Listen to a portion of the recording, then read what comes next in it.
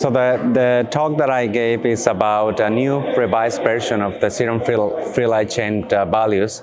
The Icelandic group reported new values based on age and also based on GFRs. And they did a couple of studies looking at patients with less than 60 and more than 60 in terms of eGFRs. And what they discovered is that the values that we were using before actually were not values that applied to people based on this kind of cohorts. And also revised the patients that actually have normal eGFRs, and what they discovered is that the values are different.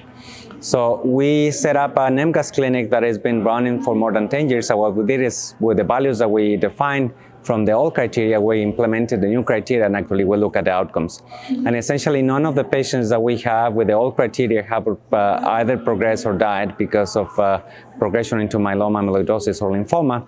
But what they discovered is by applying the new criteria, you actually reduce the false positive rate of patients, decreasing the frequency of light chain MGUS from 15% to around 4%. So when they described this kind of new values, actually they reported that the prevalence, because they did a more epidemiological assessment, the prevalence decreased by 83%. So this is something that helped us, because we see normally anywhere between 300 to 400 referrals getting to the hematology clinic in my center, and those are patients that we have to assess and define whether those patients need to be seen by hematologists or whether they can be seen just by regular general practitioners in our system.